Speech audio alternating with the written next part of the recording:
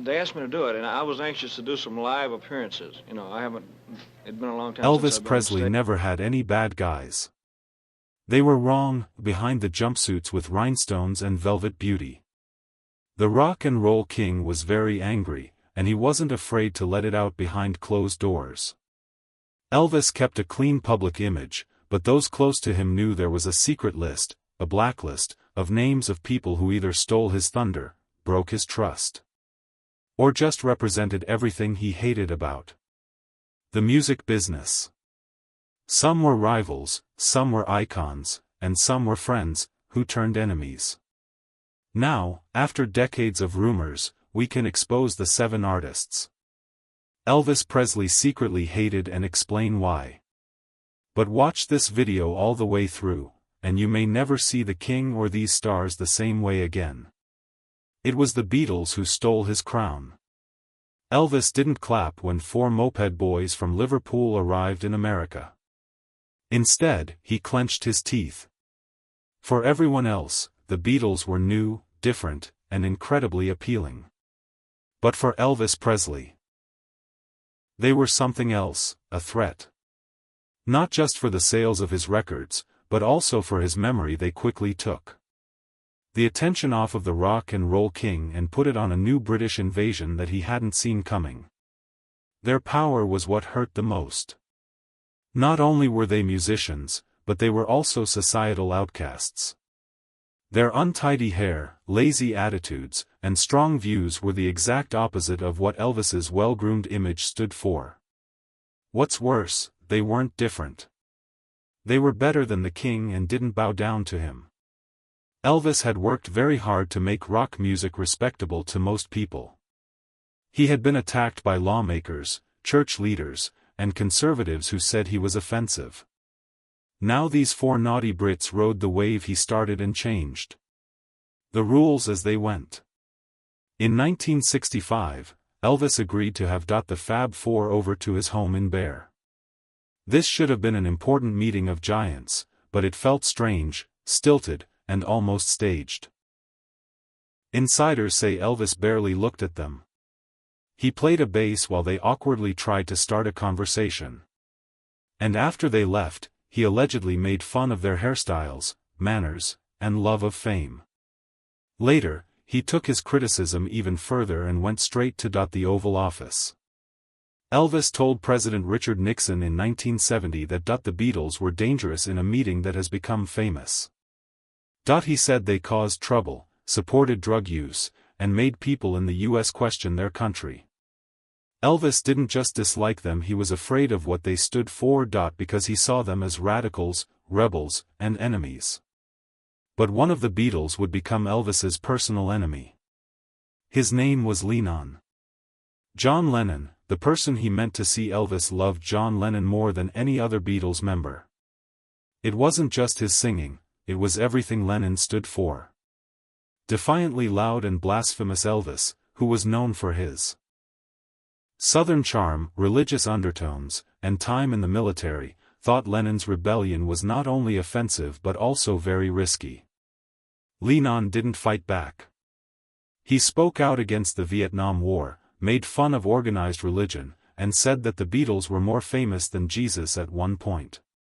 Something said that shocked people in the American South. Elvis thought that was not only rude, but also a sin. He had built his success by appealing to both loyal fans and people who loved their country. With every word he spoke, Lennon upset that balance. By the end of the 1960s, Lennon was more than just a rock star. He was also a political leader. He spoke at gatherings, marched with radicals, and used his fame to cause trouble around the world. His pleas for peace with Yoko Ono were shown on TV and in the news. And Elvis was angry as he watched all of this from his increasingly alone Grayson-bound world. He didn't understand how someone with so much power could loudly attack the system that helped him do well. Several people close to Elvis, including his bodyguards Sonny and Red West, said that he thought Lennon was poisoning the minds of young Americans. When Elvis went to the White House in 1970, he gave President Nixon a handwritten letter asking to be made a federal agent at large to fight drug culture and anti-American sentiment. He really meant it when he said John Lennon was a threat to national security in that meeting. Elvis really believed that Lennon's impact was so dangerous that it was destroying everything Elvis had worked so hard to protect. Some even say he tried to get Lennon deported. What began as a rivalry in the arts had turned into full-on political anxiety. But Elvis didn't think the next act on his list was a threat to the United States. He could have hurt Elvis's voice. Bob Dylan's voice with the nose Elvis was weak. He was an artist, a prophet, and a major figure in pop culture. Elvis, on the other hand, saw him only as a man who sang through his nose. Elvis liked Dylan's lyrics so much that he made a haunting version of "Tomorrow is a Long Time," but he didn't understand how Dylan sang. Dylan's scratchy, nasal voice and rambling, conversational language didn't fit with Elvis's way of performing. Elvis thought that a song should soar and that the voice should slide with accuracy and feeling. At that point, Dylan seemed like he was mumbling in the rain while playing a harp. Close friends say that Elvis would sometimes make fun of Dylan's voice behind closed doors. One of his longtime friends said he would roll his eyes, cut the radio off in the middle of a song, and ask, "What the hell is he saying? Is this a joke?" He wasn't interested in folk heroes or the artist with a guitar trope. Elvis thought it was all a bunch of smoke and mirrors. But it wasn't just the sound that made him mad. It was what Dylan stood for. Dylan started a new type of fame. Unattractive, intellectual, and highly charged. A lot of people loved him even though he didn't dress up, dance, or smile for the cameras. Elvis had spent years getting better at everything that was off-putting and putting more stress on the raw message than the polished performance. With each Dylan hit, Elvis saw the tide turn. There was more realistic protest and social reflection in the business. The days of stage sparkle and smooth love songs were over. Gloomy songs, talk singing, and a new idea of cool that didn't include the king took their place. Dylan became the voice of a group of people. Elvis began to feel like a piece of art. He was still able to laugh Dylan off. Just another weirdo in a business that is changing all the time. But Dylan wasn't the only musician who annoyed Elvis. He got mad at another rock star in a much worse way. Jerry Lee Lewis was the crazy one at the gate. The two were Southern boys with fire in their bellies, but Elvis never put his trust in Jerry Lee Lewis. At first glance, they seemed to have a lot in common. Both were from poor Southern families and grew up with gospel music and lightning in their hands. They mixed the sacred and the profane, built empires on hip-slapping energy, and turned churches into concert halls. But there was a big difference in how they handled control. Elvis, for all his swagger, knew how to play the game. He cleaned up his act in public, followed Colonel Parker's strict rules, and kept up a polished image. When it came to Jerry Lee Lewis, he didn't care. He tore through every moral line like a man crazed. He supported his choice to marry his cousin, who was 13, on national TV. There was no stopping him. He drank like water, got into fights, and set fire to his own pianos to make a point. From Elvis, who had to fight critics and monitors for years just to be taken seriously, Jerry wasn't just careless, he was also dangerous. For years, the stress was sometimes hidden by Southern charm and fake smiles on stages where they performed together. But in 1976, the dam finally broke. In that year, Jerry Lee drove up to Graceland in the middle of the night while drunk and with a gun on the dashboard. He smashed through the gates and yelled at Elvis that he needed to talk to the king. He was caught right away by security, who could see that Elvis was scared. The story spread across the country, and fans saw the chaos behind the myth for the first time. Elvis told no one but himself that he is a danger to everyone else. What started as a rivalry in the workplace had turned into a deep sense of unease. Elvis no longer thought of Jerry as a friend, he saw him as a ready-to-blow bomb. The once friendly competition had turned into full-on fear, but Elvis didn't need the next person on his hate list to break into his walls. He had already said bad things about rock and roll. Frank Sinatra, the comedian who made fun of the King. Sinatra wore suits and didn't like rock and roll. Elvis wore sparkles. Frank Sinatra thought that the rise of hip-striking, guitar-slinging rebels was the end of jazz as we knew it. He didn't hold back. He widely called rock music the most brutal, ugly, desperate, and evil form of expression in the 1950s. It wasn't a criticism. It was a war cry, and for Elvis Presley, who was just starting to make a name for himself in music history, it was like getting hit in the face.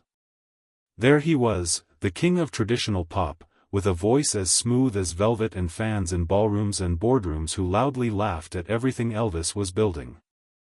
The abuse was not only professional, it was also based on generations. His words drew a line in the sand. You were either part of the old guard or one of the loud kids who broke the rules. Elvis, who came from a church background and wanted to be a crossover star, was seen as a rude outsider. The two stars shared the stage with each other on the Frank Sinatra Timex show in 1960. On camera, they smiled, shook hands, and played the part, but Elvis's staff said it was all part of a carefully planned show. Behind the scenes, Elvis only felt cold. It is said that he called Sinatra Old Vegas, a man who wouldn't accept that rebellion and raw feeling from young people were the new sounds of American music. The things Elvis Sinatra stood for were things he had fought against: elitism, stiffness, and the idea that rock and roll was just a phase. Not only did he not agree with Sinatra, he hated it. Because no matter how famous Elvis became, those early wounds never fully healed. They shared a stage. They even had the same friends, but they never respected each other. Despite this, their rivalry stayed mostly civil. Two icons from different times bumping into each other but never really clashing, but the next person in Elvis's life wasn't just rude or disrespectful. He was in charge of Elvis's whole life and never let go. Colonel Tom Parker was the stage master. He wasn't a threat or a musician. Colonel Tom Parker wasn't just Elvis Presley's boss, he was worse. He was the one who made him famous and kept him from being free. Most people thought Parker was the brains behind the King's rapid rise. He looked like a nice guy, but behind the scenes he was a much darker person who controlled Elvis's life, money, and future. Elvis almost never said bad things about Parker in public. Their relationship was based on looks, contracts, and forced loyalty, but Elvis's closest friends and family knew the truth. He grew to hate Parker very much. Everything was ordered by the Colonel. The never-ending stream of bad movies, the long, tiring tours and missed chances. Parker wouldn't let Elvis go to another country to play for fans around the world because he didn't have a valid passport. Parker also took a shocking 50% cut of Elvis's money, which is a lot more than a normal boss would.